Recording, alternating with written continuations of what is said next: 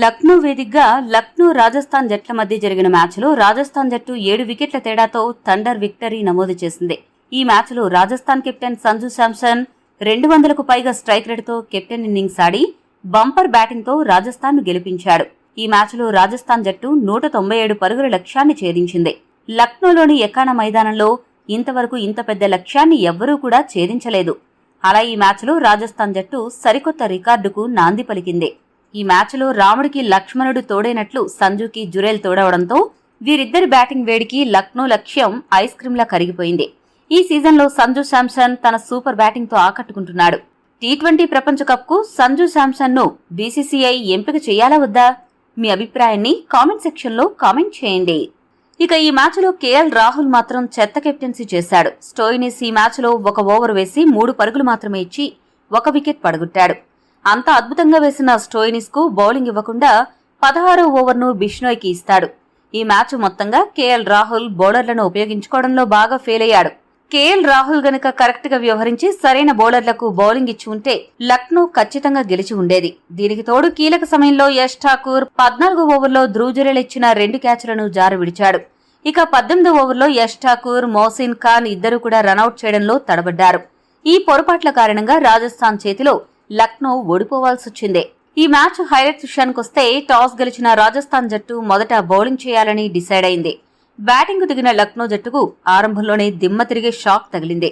Opener de Kock 8 పరుగులకు, Stoinis 0 పరుగులకు out అయ్యారు. 11 పరుగులకే 2 వికెట్లు కోల్పోయి పీకల్లోతు కష్టాల్లో పడింది.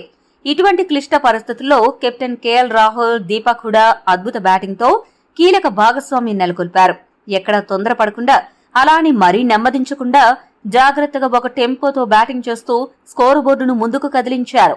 క్లిష్టమైన లక్నో పిచ్ కు తగ్గట్లుగా క్లాసిక్ బ్యాటింగ్ తో ఆకట్టుకున్నారు. ఇద్దరూ కలిసి 3వ వికెట్ కు 115 పరుగుల సెంచరీ భాగస్వామ్యం నెలకొల్పారు. 31 బంతుల్లో 161 స్ట్రైక్ రేటుతో 50 పరుగులు చేసిన హుడా అశ్విన్ బౌలింగ్ లో అవుట్ అయ్యాడు. ఆ తర్వాత క్రీజులోకొచ్చిన పూరన్ పూనకాలు తెప్పిస్తాడు అనుకుంటే తుస్సుమన్న టపాస్లా 11 పరుగులు మాత్రమే చేసి పెవిలియన్ చేరాడు. ఒకవైపు వికెట్లు పడుతున్న కేఎల్ రాహుల్ మాత్రం యాంకర్ రోల్ పోషిస్తూ 48 బంతుల్లో 158 స్ట్రైక్ రేటుతో 76 పరుగులు చేశాడు. కేఎల్ రాహుల్ పిచ్ కు తగ్గట్లు బ్యాటింగ్ చేసిన విధానం బాగుంది. కాకపోతే కేఎల్ రాహుల్ విషయంలో ఉన్న పెద్ద కంప్లైంట్ ఏంటంటే పిచ్ స్లోగా ఉన్నా, ఫ్లాట్ గా ఉన్నా ఒక లెవెల్లో బ్యాటింగ్ చేస్తాడు. అదే పెద్ద మైనస్. ఇక చివర్లో వచ్చిన బదోని 18 పరుగులు, కృణాల్ పాండ్యా 15 పరుగులు చేయడంతో లక్నో జట్టు 20 ఓవర్లకు గాను 5 వికెట్లు నష్టపోయి 196 పరుగులు చేయగలిగింది. ఒకానొక సమయంలో లక్నో జట్టు సులభంగా 200 పరుగుల స్కోరు దాటుతుంది అని అనిపించింది. కానీ చివరి 3 ఓవర్లను ఆవేష్ ఖాన్, బౌల్ట్, సందీప్ శర్మ అద్భుతంగా బౌలింగ్ చేయడంలో లక్నో 196 స్కోరు మాత్రమే చేయగలిగింది. సందీప్ శర్మ 4 ఓవర్లకు గాను 31 పరుగులు ఇచ్చి 2 వికెట్లు పడగొట్టగా బౌల్ట్, ఆవేష్ ఖాన్, అశ్విన్ చెరకు వికెట్ దక్కించుకున్నారు. 197 పరుగుల లక్ష్యంతో బరిలోకి దిగిన రాజస్థాన్ జట్టుకు జైస్వాల్, బట్లర్ మంచి ఆరంభాన్ని ఇచ్చారు.